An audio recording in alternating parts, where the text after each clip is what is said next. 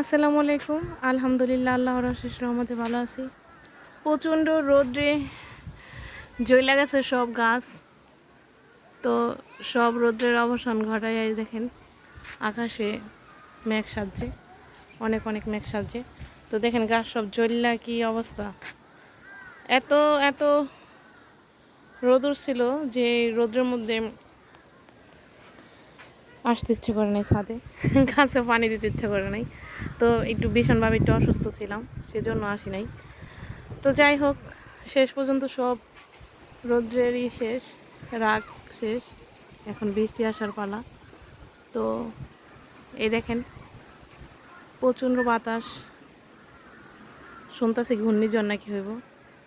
যাই হোক, আল্লাহ তাআলা এই ঘূর্ণিঝড় থেকে মানুষকে রক্ষা করুক। অনেক মানুষ আছে যাদের গৃহের ঘরবাড়ি একদমই শক্তপোক্ত না, এদের জন্য খুবই চিন্তার বিষয়। তো মেন কথা হচ্ছে গিয়ে আল্লাহ যেটা রক্ষা করব ওটা যদি অনেক নর্মালও থাকে তারপর আল্লাহ রক্ষা করে, আর যেটা আল্লাহর ভাঙার ইচ্ছা থাকে সেটা যতই শক্তিশালী থাক সেটা অবশ্যই আল্লাহ ভাঙা দেয়। তো দেখেন এই বাতাসটা কিন্তু অনেক অনেক ভালো লাগতেছে। আমি ছাদে আসছি, আমার ভীষণ ভালো লাগতেছে। আর এই এই বাতাসের মধ্যেও দেখেন চিলগুলি কীরকম উঠতেছে।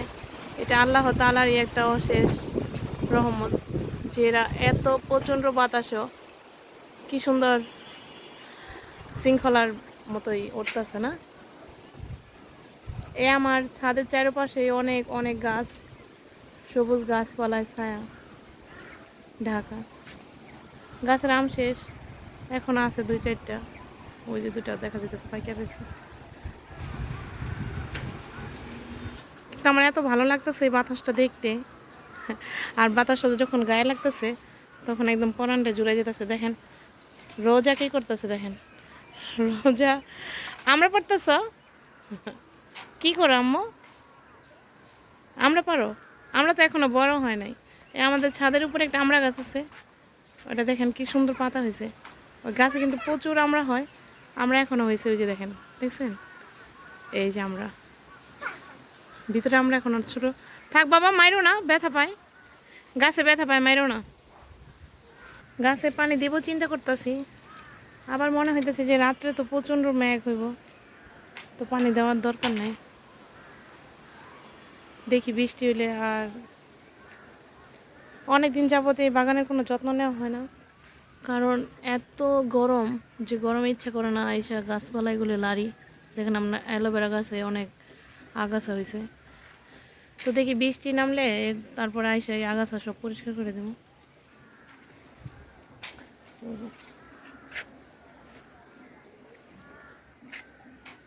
ওকে, আসসালামু আলাইকুম, আল্লাহ হাফিজ, বাই।